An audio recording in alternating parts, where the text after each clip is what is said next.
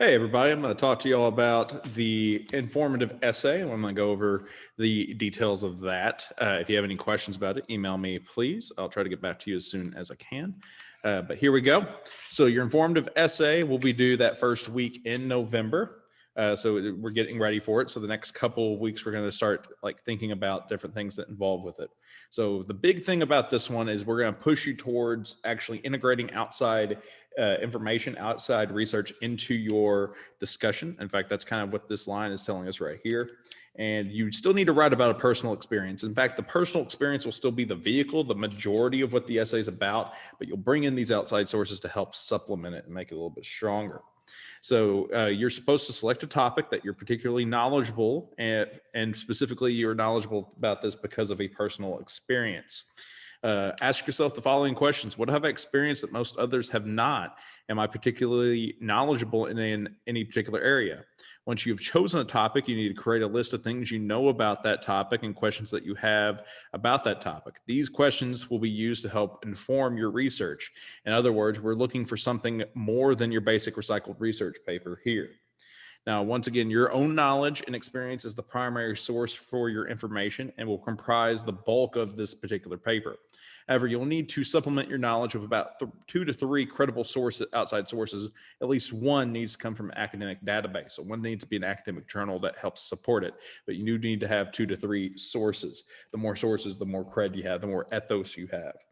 Now, when choosing a topic, your expertise should come from a personal experience, not from your own personal reading or research in the past. So he gives an example here. For instance, he once had a student that wrote a essay about Pearl Harbor. Obviously, they weren't there at Pearl Harbor, so you can't really go off of your own experience. So you might know a lot about a historical event, but you weren't there. So it needs to be something that you were a part of, that you were involved with. Next, you need to make sure that it's something that can be researched using credible sources, including at least one source from an academic journal. Students often try to choose topics that can't really be researched or don't have any reputable sources available. An example, multiple times over the years, I've had students write essays about how dangerous GMOs are for human consumption, but all their sources are blogs or personal websites. Typically, people are trying to sell a book or product related to the evils of GMOs. The problem is, though, that the academic research on the topic, which there is a lot of actually, shows that GMOs are pretty much like any other crops, whereas they're most perfectly safe for people, and the ones that aren't are rare. This leaves students' essays repeating ideas that are completely at odds with the consensus of scientific research, which isn't a good place to be. Finally, don't take on too topic. Your topic needs to be sufficiently narrow that you can manage talking about it in a thorough way in 3 to 5 pages. Students often try to take on huge because they're about running out of things to say, but this backfires as they end up with topics like a student whose I had a student whose topic was not only did it do the same problem as the Pearl Harbor topic above, but there's also no way you could possibly talk about a topic in that huge of that short amount of time. So let's move on to the sources. You need to absolutely be sure that you include both a works cited page and an in-text citation of any material taken from an outside source to help support your backing. Once again, the in-text citation says this is where I got this information from. The works cited page actually points you towards that information. And this is just key elements for good writing.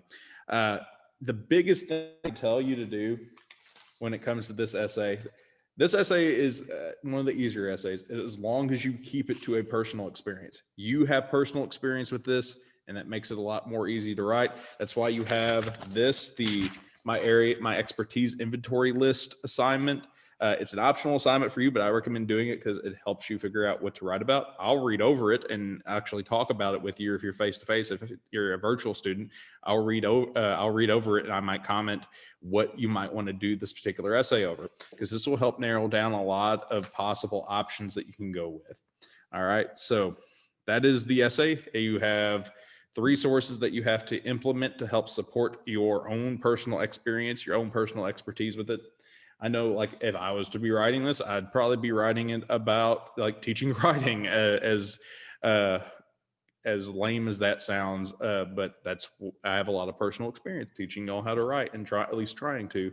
Many of y'all will say not successfully and don't be a D word, but that's what I would probably go with. If I was in high school while I was writing this, I would probably do it something around like running a small business or like pizza, because I worked at a pizza restaurant and I was like the shift leader at the pizza restaurant, and I would do it about that because that encompassed my life at the time.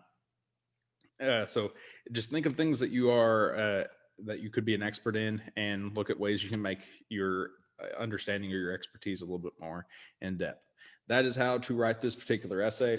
This is a informative essay at its heart, so be informative. It still needs to be something that happened to you. Like, you need to have firsthand knowledge of this type of thing. Like, you don't need to be the famous kid when my first year teaching who we were doing descriptive or demonstrative speeches, and I was like, show us how to do something, and they said, I'm gonna do over how to make a hamburger. I was like, that's excellent. And then the next day the poor girl was crying in class because she didn't know how to make a hamburger. Don't be that girl. It needs to be something that you already know how to do a little bit, and you're just deepening your well of knowledge, understanding it a lot better. A lot of y'all that wanted to do like injury stuff, like with your original essay, your literacy narrative, this is where the injury could come into play. Injuries would be good. Like, a lot of kids do these over injuries and surgeries, and they bring in outside information to help supplement and understand it because they have personal experience with the injury or with the disease. Once again, it needs to be something that you have experienced. I've had a kid do it over juvenile diabetes because their family member had juvenile diabetes, but they didn't. So it needs to be something that has happened to you. So don't do it over cancer because your grandma has cancer. I'm sorry your grandma has cancer, but don't do it over that because you aren't the one with cancer. And that's a good thing. But yeah, so just make sure you do it over something that you have personal experience with. I recommend doing my expertise list to help figure out what you might be writing this about. That's how you write it. It's pretty much it.